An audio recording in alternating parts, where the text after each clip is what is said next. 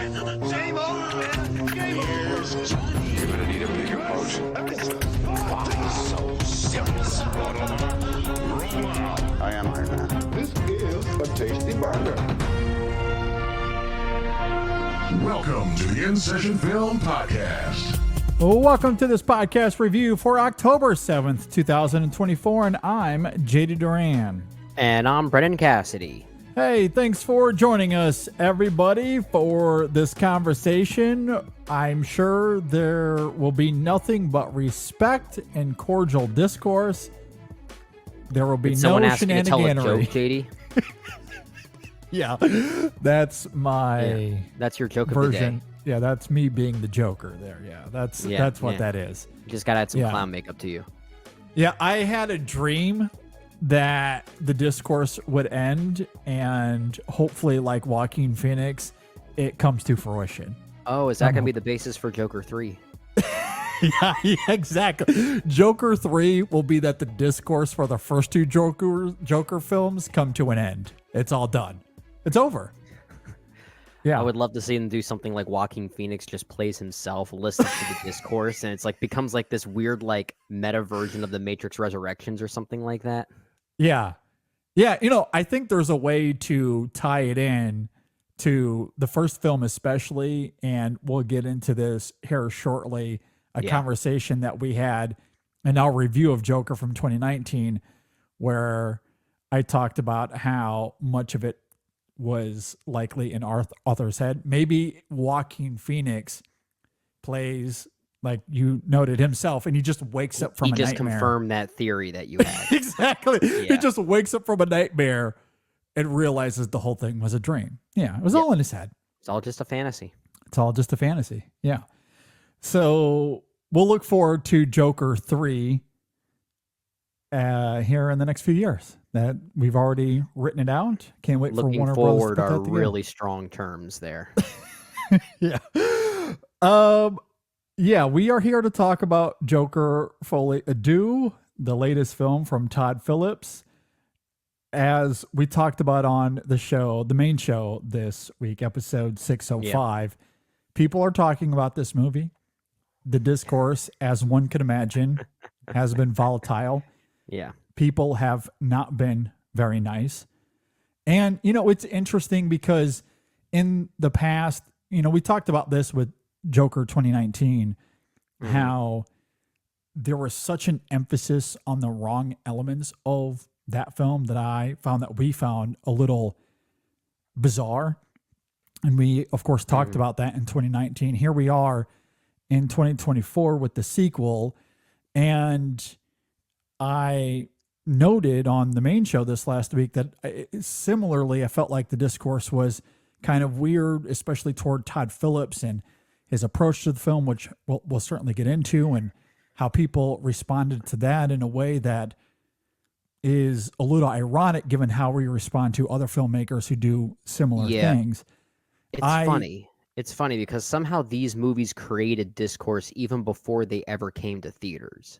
Like, especially that first Joker film somehow, and I don't even really know what it was. Maybe during this review, we can hypothesize even further what caused the discourse in the first place, because people were talking about that 2019 Joker even months before it even was released in theaters. And like the discourse had already started, which is why when we reviewed that film back in 2019, our reaction was kind of like that's it. Kind of, at least, like, regardless if the movie's good or not, it didn't really clue us into thinking that it's going to be that kind of movie that triggers that kind of reaction. Yeah, it's been a little bizarre. And the other element of this, of course, is that people just don't know how to be cordial, right? I mean, we talked about this a little bit on 605. We talked about this a couple of weeks ago, actually on 604 as well, when we were bringing up the whole Sean Fennessy thread. Is that people don't know how to have a conversation anymore. And that pendulum does swing both ways. I've seen tweets from users' podcasts that came out in favor of Joker Folie À Deux, that they liked the film, and people absolutely obliterating them, coming at them with nothing but relentless attacks, and vice versa. Certainly on the other side as well. Yeah, it's on both especially ends. going back to that first Joker. It was kind of the other way around there. Yeah. It's like, my goodness, you can't even like a film or not like a film without someone getting into your mentions and calling you names. Like, if you want to have a cordial conversation and an argument, a debate, that is always welcome. But that is Absolutely. a lost art. Like, people are way too People much do in their not feelings. know how to do that anymore. It's wild. It's all about name calling. It's all about. I guess the Joker was onto something. I guess he did create a bit of an anarchistic movement. Yeah. And of course, there's a great irony to it all, as we'll get into with Joker Folie À Deux. Yeah. And we talked about this with that first Joker as well. The irony that these films, the quality of them, do not require us to get that enthusiastic from either side. Like, it's wild. We've talked about it, JD. There's a good chance this could actually be a very short review. Yeah, we'll see. We'll certainly get into it. All right. Joker Folie À Deux, directed by Todd Phillips. It stars Joaquin Phoenix, Lady Gaga, Brendan Gleeson, Catherine Keener, Zazie Beetz, a few others that come and go throughout the film. If you're not familiar with Joker Folie À Deux, God bless your soul. I don't know how you're not familiar, but I envy you. Well, I But guess just a lot in of people didn't case- go see it, though, according to those box office numbers. So you might not be familiar with it. Certainly could be a lot of people that haven't seen the film for sure that are yeah. listening. Struggling with his dual identity, failed comedian Arthur Fleck meets the love of his life, Harley Quinn, while incarcerated at Arkham State Hospital. We're going to start this conversation off a little differently than we normally do. Instead of tossing it to Brendan for his opening thoughts, I want to kick off things by revisiting our first review, our review of the first Joker back in 2019. Because when we talked about that film here on the show, I had a lot to say about its psychological approach and its fantastical underbelly. I made the argument because a lot of that film was toying with what's real and what isn't, that none of it was meant to be taken literally, that it was all a ruse for Arthur to cope with his trauma and abuse. There is a lot of evidence to support that theory, I think. Most notably, that final sequence, which starts with him on the Murray Show and speaking his truth, and how that invokes anarchy in Gotham, leading to that visual of Arthur dancing in the street and on top of that cop car as his followers surround him with cheers and applause. It is this seemingly blissful moment of victory for him. But the very next edit, literally, we cut from him with his arms stretched wide with glee to him in a jail cell where he is handcuffed and being interviewed and laughing his ass off. That series of events, the way that is edited, it very much plays out like a fantasy, as if what we just saw in terms of him going from the Murray Show and then the anarchy in the streets, that was just a story he told the interviewer and he got the biggest kick out of it. Especially when you couple it with the visual of young Bruce Wayne and his dead parents in the alleyway. Yeah. Again, as I noted in that review of the first Joker, it might be a tired trope. I get it. But I kind of loved that ambiguity. The idea of Arthur simply using Joker and Batman lore as a coping mechanism and a way to articulate his trauma. I thought at the very least that was a refreshing, new and different utilization of the Joker character that very much distincts itself from Jack Nicholson and Heath Ledger's iterations. And it also makes sense to me because there's no Batman for Arthur to go up against.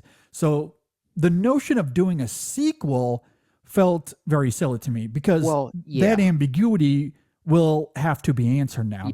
Yeah, See? and admittedly, and sorry to cut you off if you have more to say, but I am trying to think back to that review that we did back in 2019, which I did not go back and re-listen to. So you may have to confirm something I may have said at the time, but I think at that time I didn't fully buy into that ambiguity. But as time has gone on and the discourse around the film started to fade, I was a bit more receptive to the idea that maybe this was all just a ruse, that first Joker from 2019, and maybe becoming more of this like meta idea of how the character of the Joker in comic lore is such a like the iconography of that character really is about instilling violence and anarchy in people. And maybe what that first Joker was really just what would happen if someone just happened to be reading those comics, those Batman comics, and became influenced by a character like that in the wrong way. So then it becomes like this indictment on the entertainment industry as far as portraying that kind of violence in entertainment.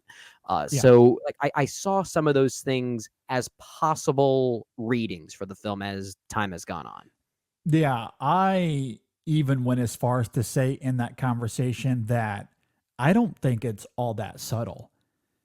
And because again, I think about how that series is edited. And again, that's a film that generally toys with what's real and what isn't constantly throughout the film, not even just that ending sequence. And the fantasy is, of course, a big part of Arthur that they do bring up and talk about throughout that film.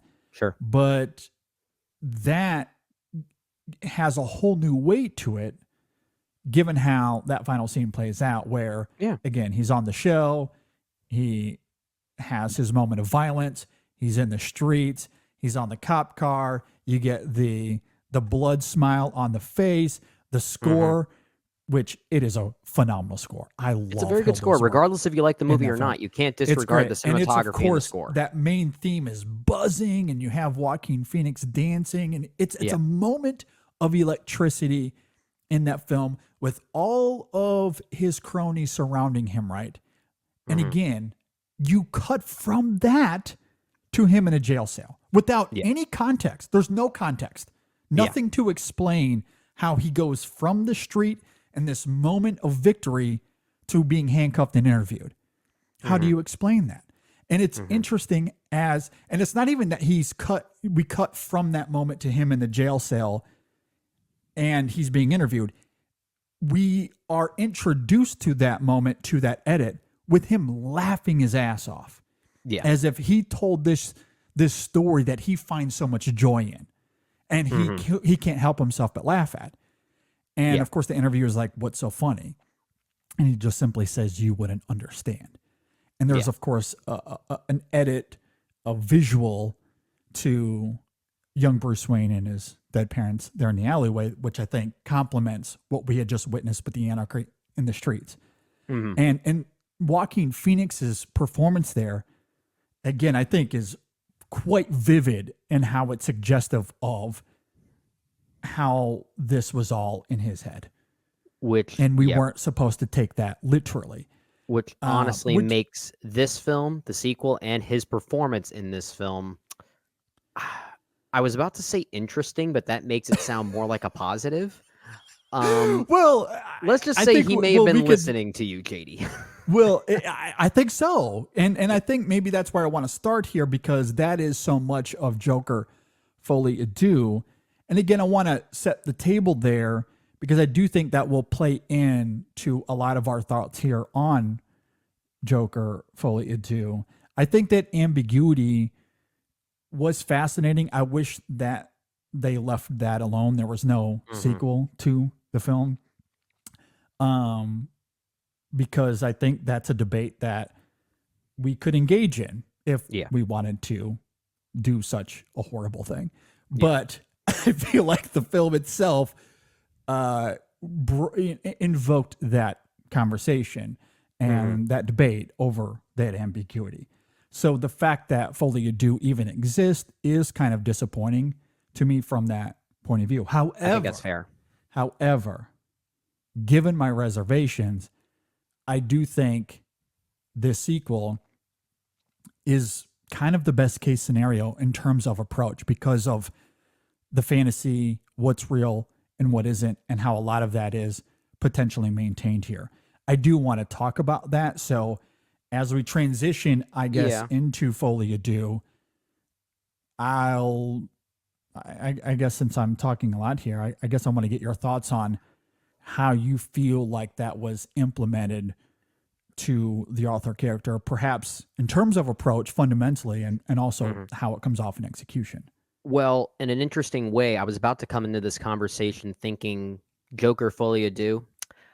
I think it's one of life's greatest mysteries that a movie like this, that is basically the equivalent of a shrug, is causing this kind of discourse.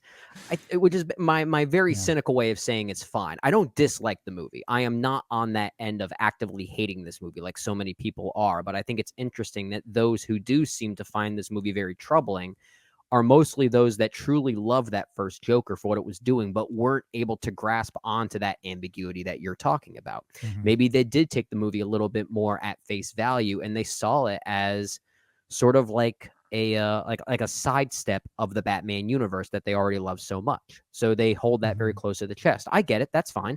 But the way that you're talking about how that first Joker may have maintained some sort of ambiguity as to what real and what wasn't, it actually is starting to make me like Joker Folie À Deux a bit less, because this is a movie that kind of comes in and more or less confirms what you're talking about. I feel like that first Joker is a little bit less nuanced now in those things that you're talking about. I think some of those bridges between reality and fantasy are more clearly defined in Joker Folie À Deux, very literally. That bridge between musical sequence and really anything that's courtroom drama. And even then, there's still some lines being blurred. So it almost seemingly comes in to say, or as if Todd Phillips is coming in to say, y'all misunderstood my first movie. I'm going to tell you what it actually meant.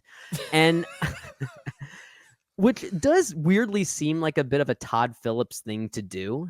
I don't know if that's the most artistic approach, especially given that first film. So I think it is a little unfortunate in that regard, but I don't hate this film. I do think it's at least still doing some interesting things. The musical sequences themselves are whatever. I don't think they're very well implemented here. I actually think some of the song choices are particularly interesting. I just don't know if I like the musical numbers themselves. I think it actually works a bit better as a character study about what if this man who was imagining himself as this Joker-like figure actually started to feel some sort of regret. I think that's a fairly interesting idea. If anything, the movie here, Joker Folie À Deux, and maybe we can talk about this a little bit further, I think it really starts to justify its existence in the final 20 minutes, which I do think are quite good. I think there, at least it seems to arrive at some type of point that feels like a bit of a natural progression from where that first Joker left off. But we have almost 2 hours of movie that really just meanders between courtroom drama and musical in a way that doesn't really feel like it has any momentum whatsoever, only to arrive at that final thesis. And it makes the movie more fascinating to maybe think about as a piece of art, as a piece of something that just simply exists. But I didn't necessarily enjoy the experience, if that makes sense. No, I think that's very fair. And as I noted, I was quite reserved going into this film. Not that I thought the first Joker was one of the best films of 2019. I certainly wouldn't go that far. I did like it on the whole, though. And because of how that film crystallizes for the reasons we just talked about, I was very hesitant going into this film. But as I teased a moment ago before you got into your opening thoughts there, I do think this film is kind of the best case scenario, because in terms of the fantasy and what's real and what isn't, a lot of that is still maintained here, primarily through the musicality of the film, as you're talking about, and how that further investigates Arthur's psychology. It does, of course, literalize some elements of the first Joker, though, specifically the violence that he exhibits, including the Murray Show. So it does deflate some of the ambiguity of the first film. There is a vivid clarity to why he's imprisoned, why he's on trial, and what the stakes are now for Arthur. But as far as Arthur maintaining the ruse of using the Joker moniker as a coping mechanism, that is still very much intact in Folie À Deux. Yeah, In the fact, character study stuff is pretty good. yeah, that's what's really on trial here, because this film is essentially a deconstruction of that first film. It is about how the Joker defines Arthur to those on the outside and to himself. And what we see is a duality between those who see the Joker as some sort of savior or symbol and those who are devastated by his actions, crystallizing in a moment of vulnerability near the end where Arthur finally understands the truth of what the Joker actually is. And it's a moment that, for those who see the Joker as some sort of idol, you're going to be left extremely irritated and perhaps offended, as we've seen in the discourse, because it's an answer that exploits the idea of how insane it is that we would make spectacle out of mental disease, which is a pretty ambitious way to be counterintuitive to that first film. So that was the discourse in many ways. The discourse was about its treatment of mental illness. Yes. So even though this film does literalize aspects of the first one, and again, I wish it was left ambiguous, I do admire how this film leans into how fantasy is a crux for Arthur, and that his foray into being the Joker was nothing more than a way for him to discover the truth about who he really is, which I think is thematically very complementary to that first film. The problem is, as much as I love that on paper as a theory, as a thesis, there is just no conviction to this film whatsoever. Execution is a big problem. I do agree with you, Brennan. The way it swings from being a musical to a courtroom drama, it is often very, very mundane. The musical numbers are pretty dull and insipid, and it just doesn't find a cohesion. And that does really take this film down to a level that it is disappointing, maybe in a different way than I anticipated. Again, given my initial reservations, there's a version of this film that is really great because, as I somewhat talked about on episode 605, fundamentally, this is Todd Phillips trying to be Rian Johnson in terms of The Last Jedi. That's what he's ultimately trying to do here. Pretty good comparison. It just doesn't work because of the conviction. Rian Johnson had conviction with what he was doing with Luke Skywalker. Yeah. There's just none of that here, and that is its biggest problem. That's a very good point. It's the conviction, and another C word that I was thinking while watching it was a real lack of commitment, a lack of trust, essentially, in those ideas. Because the movie that I think this is trying to be, I actually think is even more interesting than its predecessor. The movie it's trying to be, I think, is really compelling. I love movies that come around and try to deconstruct its previous entry in whatever franchise that it's in. In a way, this kind of goes back to one of our bigger disagreements that you and I have ever had, at least as of late. You and I don't really agree on a movie like Alien Covenant, but the way you're describing something like Alien Covenant is how I think you're describing what Joker Folie À Deux is trying to do. I think it is kind of like this look back on that reaction. And I really feel like the film, Joker Folie À Deux specifically, starts to get there in its final 20 minutes, like I said. I think that's where I feel like there's at least some type of thematic point that everything's like sort of colliding into. And I think, interestingly, the movie kind of ends where it begins, which is a really interesting way of trying to drive that whole idea home about how almost purposeless this all was, how much of a facade it all was in a way, too. And I think maybe the reason why some people who do like this film are latching on to that thematic idea is because it does leave you with that high. You know, like you're leaving the theater mostly thinking about those final minutes and how it is really tapping into that sense of deconstruction. But getting to that point, it just, you said conviction. I think that's a very good word for it. It just doesn't feel like Todd Phillips's heart is quite in it. It's almost like he's afraid to fully go there. Like that's how the movie really feels to me. Like he's really afraid to go there. Well, unlike Rian Johnson, The Last Jedi you mentioned, he had conviction, Maybe the fault is he had too much conviction in a way. Perhaps, yeah. But that Joker Folie à Deux is something that needed a lot more of that trust, that own inner trust and that commitment there. Until we get to the last 20, 25 minutes as you're talking about, and it which seems is really as good. if that's where Todd Phillips and Joaquin Phoenix really had a great idea. So it seems as if they had seeds they wanted to plant and sow, but they didn't know how to go about reaping those seeds. The movie They feels just like wanted it was to get to the final fruit at the end. It feels like the pitch was that final scene, and then they just wrote the movie on the fly to get to that point. Yeah, exactly. That's what it is. Because I do think some of those scenes in the courtroom, as plotting as much of the courtroom drama is here, what we get near the end of the film, I do think is quite great. Like that whole sequence with Gary Puddles is heartbreaking to see love that scene. how traumatized he's become. And he's such a fascinating character in that first film as well. Sophie Domond, same thing. Like that was an illuminating moment in this film when she's on the stand.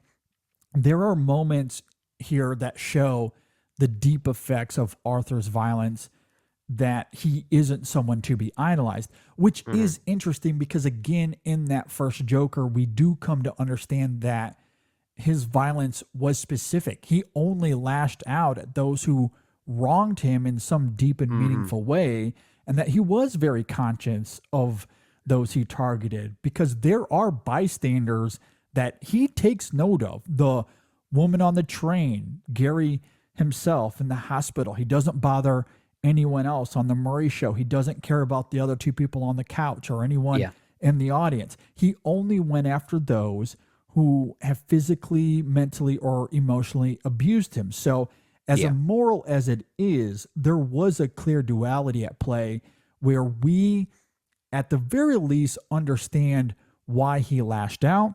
And I think you can even sympathize with why he felt exploited. He's not the agent of chaos that Jack Nicholson or Heath Ledger's Jokers are, who were heartless killing machines. So again, I find it interesting how this film deconstructs Joker lore and the craziness that we turn it into this spectacle, when in reality, his actions, speaking of Arthur, have a deep personal effect on those around him.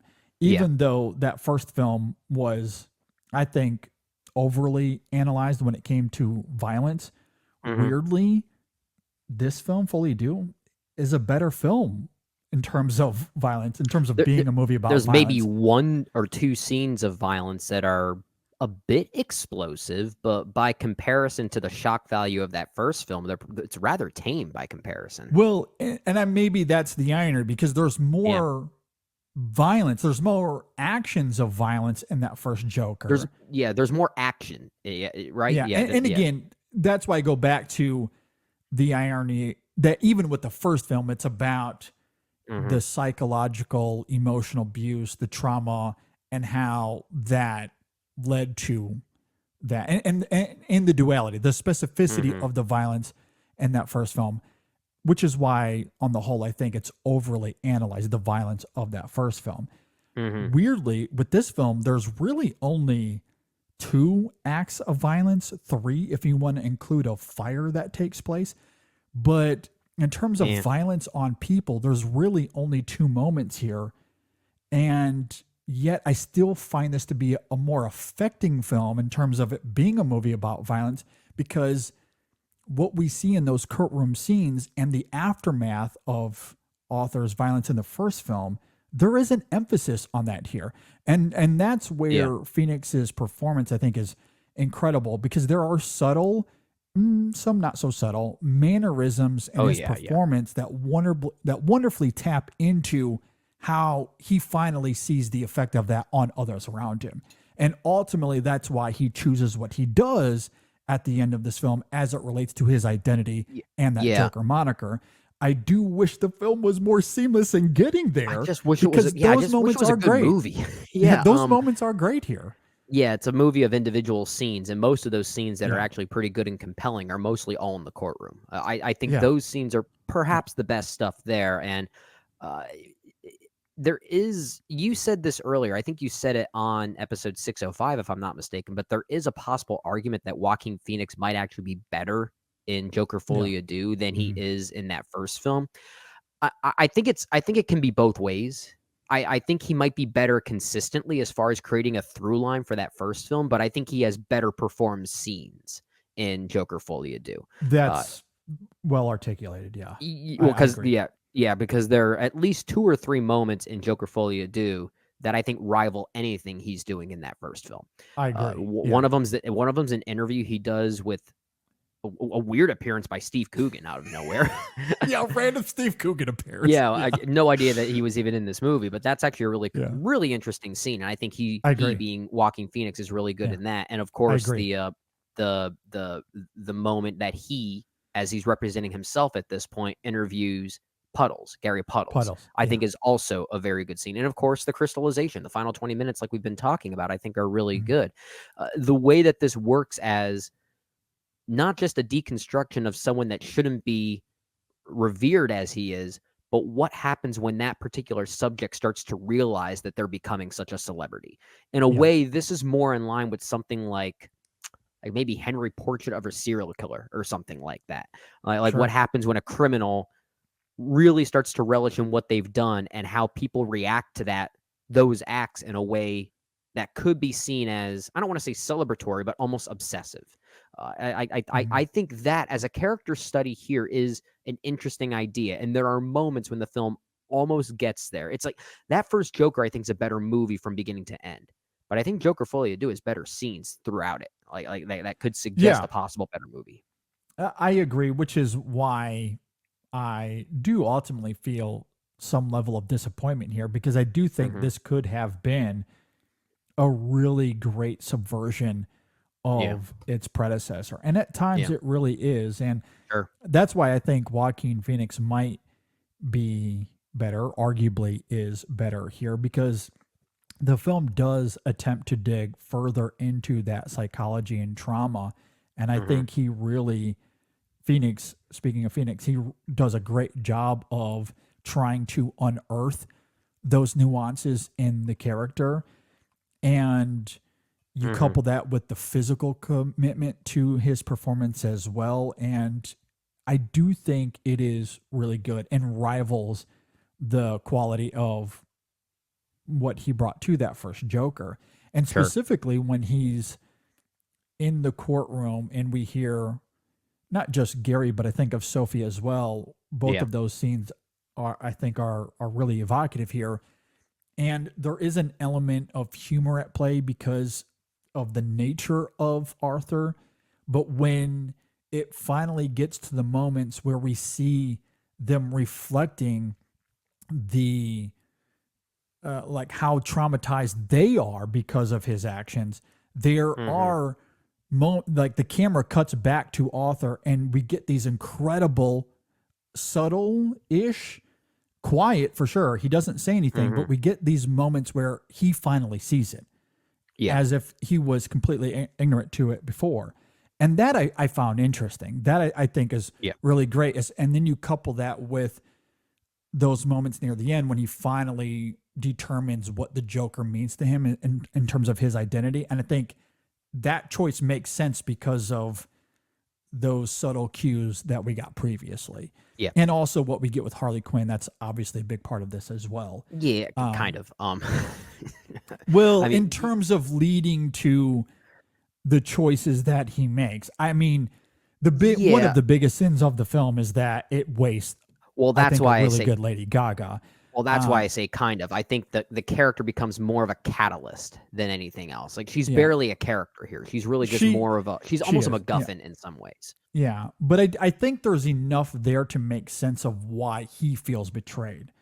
I think what is frustrating about Harley here, Harleen, I guess, is really the character's or Lee name. Quinzel, I think they also call her. Yeah. There is a mystery to her that I do find fascinating, but the film spends very little time in wrestling with what's real and what isn't as it relates to her motivations. We do come to understand enough that she never really did care about him. She only cares about the idea of Joker. But given some of the background of the character that does come to light, I want to know more about that. I want to know more about how she came to being in this prison, what led up to that, what is really going on behind the veneer of that character. The film simply doesn't do enough to get to any sort of nuance with the character. But I think it does enough, and Lady Gaga's performance is certainly a big part of it. But I think it does enough to, at the very least, make sense as to why he chooses, speaking of Arthur, why he chooses what he does as it relates to the Joker moniker. In a way, it almost kind of literalizes those themes a bit to see how Lee Quinzel here, Lady Gaga, is sort of this cipher for the audience in a way, or at least not the audience who's seeing the film, but maybe she represents the people that responded to that first Joker in such a way. She's there to kind of embody those things, and that's what Arthur then needs to realize. Yeah, that's it. And but there is kind of a literal component to that, and it's not in Lady Gaga's performance. It's in the the machinations of the script writing. And that's really one of the biggest sins of the movie is how it navigates those things without any nuance. And that's a great point. And that's probably why a lot of people do feel perhaps a little betrayed perhaps, or feel as if they're being exposed.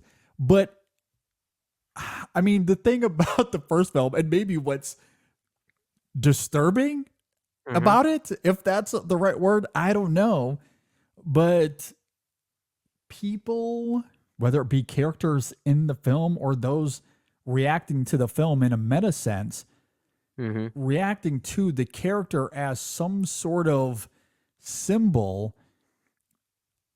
I don't know what to make of that, because I don't think the first film was trying to sensationalize the mental disabilities or the trauma that he had experienced. I think it wants to try to get into the nuances of why someone would arrive at the violence that he exhibits in that film.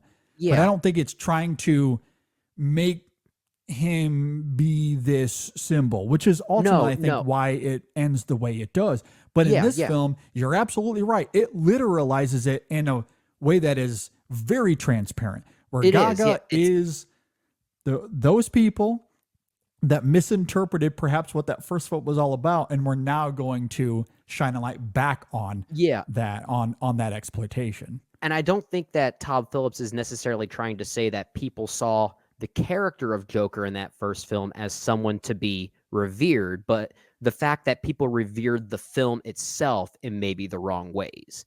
I think that's Lady Gaga's performance as Lee Quinzel is almost meant to showcase the after effect of that. And like maybe how Arthur Fleck was meant to be someone that like maybe invented this thing in his mind in that first film, like we were talking about earlier. It's kind of a similar thing, which is why Alien Covenant is such a great comparison, because that is another film that utterly hates its audience with every fiber of its being. And I don't know if this film hates its audience, but it certainly wants to. It's critical. It wants to have a conversation.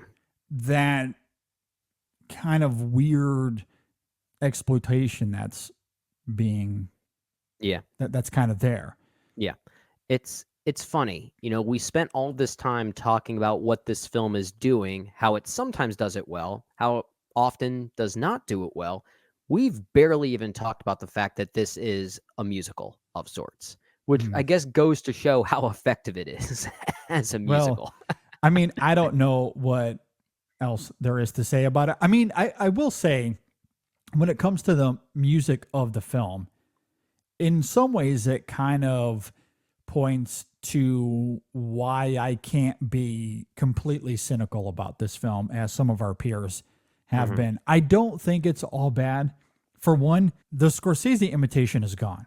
For better or worse, it has its own identity, one that desperately wants to separate itself from that first film. I do really like the idea of turning this into a musical, especially since music was yeah. already a big part of that first Joker anyway. It's Yeah, the not fact that that crazy of a reach. the fact that it is going for musical or musicality in that way is not the issue. Like the idea Yeah, of it being musical of some way is actually kind of compelling. I completely agree, especially when you consider Lady Gaga as Harleen here and her being cast and being part of this film certainly adds to that allure.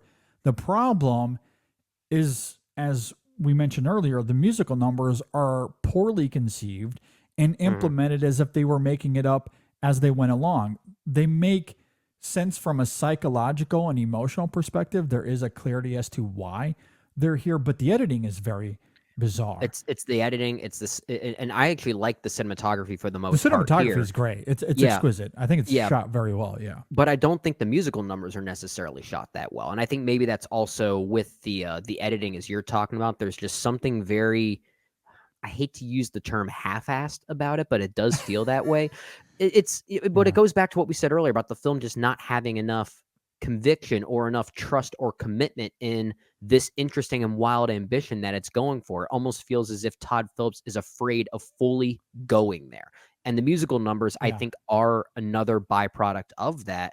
It's interesting when you heard, when you would hear, Lady Gaga in interviews talk about how this really isn't a musical, but then when she would then describe what this movie's doing, and it's like, well, that's clearly a musical, right? And Yeah. in the final product, it kind of makes sense because it almost seems like no one knows what they're doing. Yeah. It That's it. does feel Yeah. that way. It's like it's existing in this weird purgatory between musical and just simply songs in a movie, which maybe that was the goal. Maybe they wanted to try and bridge that gap, but it almost feels like a mistake that doesn't work than it does deliberate. Yeah. It's really hard to describe. Yeah. In a lot of ways, they feel frivolous. Yeah. I do understand why they want to lean into the fantasy of it all because, again, that is Yeah. who Arthur is. Yeah.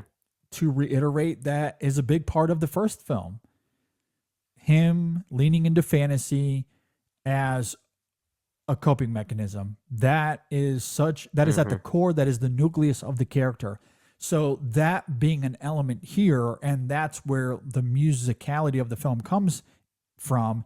I do understand that approach. I don't really have anything against that fundamentally, No. but it didn't seem to have any sort of real value to enhance the psychology and what they are trying to unearth in Arthur. Perhaps in some scenes it does, but mostly it feels sluggish and as if they're making it up as they went along. And you are right. There's like an insipid quality to how it's crafted as well. I agree. Yeah. That is not Todd Phillips' strength as a filmmaker at all. It's not, and the singing's not bad from both Gaga and Joaquin Phoenix. I think the vocal performances are not the problem. The songs themselves are not the problem. The arrangements of the songs and the reinterpretations of the songs also not the problem. It's the way it's all captured. And if the film wanted to really, like dive headfirst into this idea of fantasy and literalize that idea even further that may have existed in that first film, going full on musical in those sequences, that is your opportunity to do so. So it's kind of unfortunate how Todd Phillips just didn't go harder with it. Yeah. That's the best way I can put it. It just seemed like a missed opportunity given what I think he's trying to suggest about why the musical numbers are here in the first place. Yeah, I think that's very fair. And that was ultimately where this film falters quite a bit. Yeah. And again, it is unfortunate because of where this film ends. If it would have landed those moments, those musical beats, I think there's a version of this where it's even better than the first film, where we might yeah. even be praising Phillips and Joaquin Phoenix for attempting their Last Jedi here, even if it doesn't reach the heights of, I would have appreciated it more. Yeah, because then it would have felt like that conviction that we keep going back to, that word there. It would have felt it would have actually forgiven some of the other blemishes of the movie. Yeah, Like if I it do love that subversive approach. I do. Yeah, but the film does get bogged down in not just these really insipid musical numbers like we talked about, but even some of the plot mechanics seem to distract from the overall goal of this film. Like, what the heck is Catherine Keener even doing in this movie? Like, Nothing. like you could write her out of this movie, and Yeah. obviously you wouldn't get that one turning point maybe midway through in the courthouse where Arthur Fleck decides to represent himself and the way he goes about it, which is fairly compelling, but I don't think you necessarily need that. I think it's more interesting if from the get-go Arthur decides to represent himself without the need of a lawyer. I think that's actually a real I actually think that would be very fitting for the character, honestly. Yeah, I think you could make sense of that for sure. I think some of the information she reveals as to Harleen makes sense as to why it's here. I just don't know if you need Catherine Keener to deliver that information. I agree. That could have been a random face that we don't really know, because that's the only element of this film where that character kind of matters. Outside of that, it is completely wasted. Yep, absolutely. It offers nothing here, dramatically, narratively. I agree with you. And such a great actress. You know, I love Catherine Keener. It's a shame, and I guess I can almost say the same thing about Brendan Gleeson here, but he's having so much fun that he almost makes it work. And the writing of, I don't even remember his character's name because you're not Jackie Sullivan. I'm looking it up here, but you don't need to know his character's name. He's not crucial to the plot, and that actually makes him kind of an asset in some ways. No, I completely agree. Yeah. And that's the negligence of this film. It simply doesn't know how to get to the end. There are elements in between. There are times where I do think it's good. I do like, for example, the Ricky Moline character. He's this young inmate who admires Arthur, and in a way that fully juxtaposes Harleen, for example. Yeah. And I do like that polarity there. And given how that character crystallizes, it again is further evidence as to how there's this deep effect given the events of that first film. It's not just the characters we see on the stand. Ricky is a part of that as well, in the same prison system as Arthur. So I do like the addition of that character. I just wish this film was more seamless in its storytelling. It's really choppy getting to its ending. I do think it sticks the landing in a really great way, but by that time it might be a little bit, it's like too little too late. It's too little too late. I'm with you. Yeah. We've seen that a lot too, but I am curious to see this one again because I want to notice if there are maybe some nuances throughout the film leading up to those final 20 minutes that maybe help clue us into a movie that this ultimately was trying to be from the get-go. Maybe there are some hidden things here, and I do know of a few people who did see the movie a second time and have liked it a little bit more, even if they're not fully on board with it. But I have seen some people say they thought it was better the second time around. So maybe we might be in that camp. I am willing to give it a second go. As we wind down the conversation, full spoilers for the rest of this, because I do want to talk about the ending here in some detail. So spoilers for the rest of this conversation. We've talked to death about the vacuousness of the musical sequences, the interplay between it being a musical and a courtroom drama. Getting to the end is rough. However, we get to the ending of this film, and Arthur has an epiphany. He makes a decision as it relates to the Joker moniker, where he essentially gives it up. He rejects it. He rejects it. It's nothing. I don't want this. It was never really about this. I find that fascinating for a couple of reasons. One, as you noted earlier, Harleen essentially being a placement for the audience, those that might have loved the first film, and again, how that subverts the idea of turning mental instability into a spectacle as that film did. And perhaps that's why a lot of people liked it. And that is Harleen here, right? She doesn't care about Arthur. She only cares about the idea of Joker. That's what she was trying to turn Arthur into. She was puppeteering him throughout a lot of this film, very maliciously, right? Sure. So when he rejects the Joker and not Lady Gaga, but Harleen, played by Lady Gaga, when when she turns away, I find that so fascinating in terms of the conversation that exists around these two films, but also even going back to my interpretation of the first film and how all of this was a reflection of his own introspection and how he sees himself. Maybe that's where I'm most disappointed with this film, because I love that idea. I love that here. Sure. I think that is such a bold, ambitious idea that could have maybe helped me love the first film even more, and I certainly would have come to respect this film quite a bit if it really did a great job of getting to that ending. But man, I do really love that idea, because I think my interpretation of that first film, I really lean into it because I think all the evidence is there, and I fully admit, Brendan, that the whole idea of all of this is taking place in his head and none of it is literal, that is a tire trope. But I think in the context of that first Joker, if it does it in an interesting way, that's all that matters. I do find it compelling in that first film with its execution and its ideas. But then to subvert all of that here and him rejecting the idea of the Joker and how that gave him some sort of fulfillment.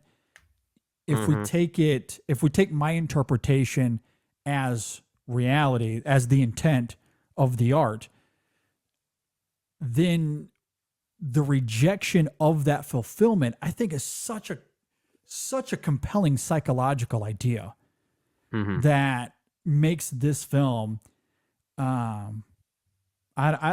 really, really captivating. Unfortunately, it doesn't carry the same weight as it could have because of all these problems. It's interestingly disappointing or disappointingly interesting. Yeah, that's a great way to put it. Yeah. Yeah. But I do think that ending's great for all of those reasons. And I think I may have mentioned this earlier, but the actual ending that we get, the crystallization to Arthur back in prison, outside of the actual act that happens to him in the jail hallway, we're reintroduced to him after the blowing up of the courtroom, after he had just rejected the Joker moniker. So it's a very ironic way of crystallizing that whole sequence in a literal explosion. But he ends up back where he started the movie. Yeah. He really, it's almost one of those circular arc kind of things. And I love movies that showcase characters that go through circular arcs.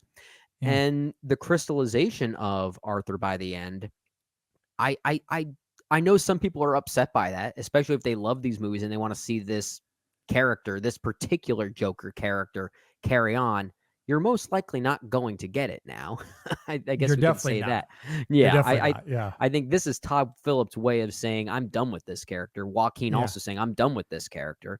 Yeah. But it's interesting to show how even despite him rejecting the Joker moniker, the damage has already been done. The influence that his embrace of the moniker in the first place had already done is now starting to influence others. So the effect of that first Joker film, how this film then deconstructs it further, those effects cannot wear off. People are still going to revere this particular moniker, and that's what happens at the end. His rejection leads to a vengeful act against him because of it. So like it adds a weird sense of uncomfortability and cynicism to this movie that I'm kind of okay with, if I'm being honest. Yeah, no, and again, going back to your phrasing of this being an interesting disappointment, I think there's also a missed opportunity because of how bewildering the storytelling choices are leading up to this ending. But I think there's a missed opportunity to really, in terms of tethering that final scene where he's stabbed there in the prison cell, when you think about that through the context of his upbringing, the abuse that he had experienced, how that led him to the events of that first Joker and the choices he made, there is like there's a heartbreaking quality there. Like Sure. that idea of a child experiencing all of that and then growing into an adult and having all of these mental instability issues. I do find that heartbreaking, and I just don't think the film does enough to tether all of that together here. Yeah. But I do appreciate, again, the boldness of ending the film in that way, with Arthur there being stabbed and having this full circular moment as you're talking about. There are some great ironies at play there that I do appreciate. Which again, it all circles back to why I can't be completely cynical about this film. I do think there are good things here. And I think this film had the potential to be really, really good, even better than the first film. I agree. It just doesn't quite land the middle ground. And it makes for a very uneven experience. Yeah, there's a passivity to this movie in a way that I don't think it should have, at least in that execution. It just feels half committed to its boldness. Yeah. Which is why ultimately, to your opening thoughts, the film is the equivalent of a shrug in the end. It could have been great. There are moments of greatness, but there's also a lot here that's really sluggish, and it just I can't find the energy to get all riled up as a result. I'm with you. I will say though, like calling it the equivalent of a shrug might be a bit harsh because I still think it is doing some interesting things. I should save movies that are shrugs. I should save for like the Black Adams of the world. Right? That's fair. That's very fair. Yeah, I think that's a real shrug of a movie. That's a real shrug of a movie, and that's why I think that's the worst DCEU movie ever made, because it is the biggest shrug of any movie they've ever made. But I call this movie Joker Folie à Deux a shrug primarily in response to the discourse. Because once again, it's almost like this is really the thing that's getting people riled up. Yeah, really, and that's it. Yeah, that's a better way to articulate it. It's just not a movie that requires any sort of extreme reaction to it.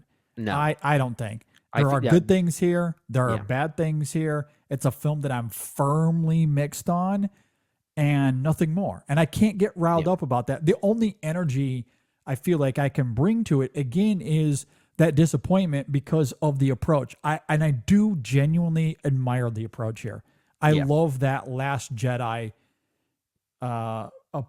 tactic that they tried to employ here. It just doesn't come together in execution, obviously. The conviction's not really there.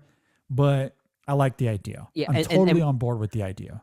And I think, we've been talking a lot about movies that are quote unquote ambitious failures, right? This is one that kind of falls into that category, but I think the difference here, unlike movies like Megalopolis, for instance, it is that word we keep going back to, conviction. And that ultimately is what maybe saves a movie from being a true failure, and we could still latch on to those ambitions and find something sort of moving about that. Sometimes those convictions and those ambitions can bring an emotional core to a movie, but that's not always what's happening here with Joker Folie à Deux.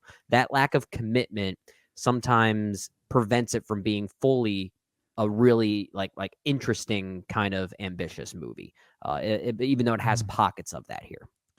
Yeah, I completely agree. I do think that Todd Phillips and Joaquin Phoenix were aiming for the right things, especially given the reaction to that first film. And it's interesting because that is going to be a film, whether they want it or not, that's going to be a film that is very much tethered to their legacy in a significant way. Obviously, it's it's Todd Phillips' biggest hit by far.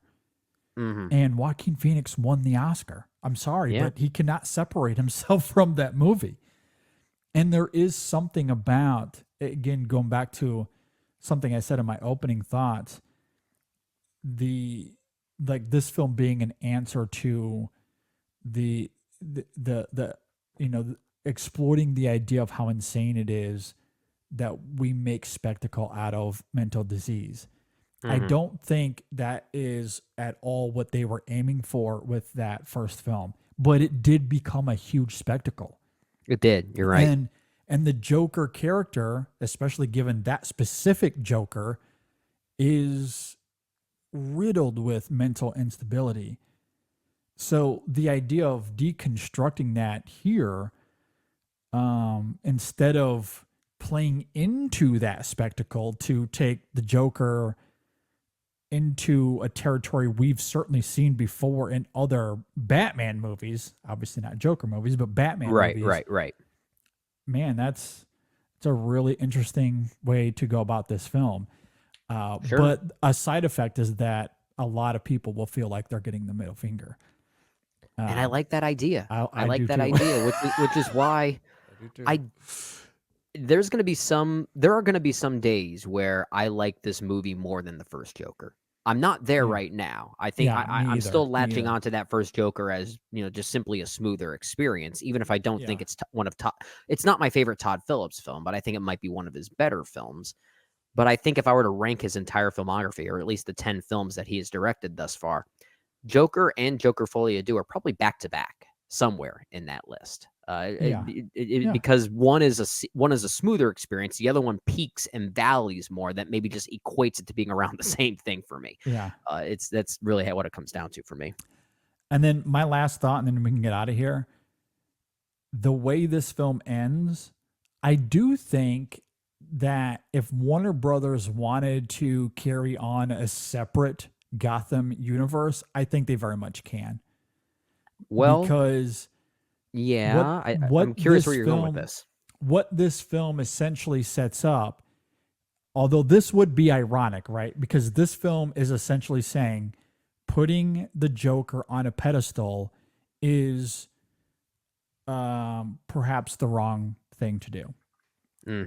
At least if he's going to be this, like in terms of the mental, like the mental health part of the character, and using that as the nucleus for his disturbing behavior. I think this film makes it very clear that exploiting those things is well, yeah.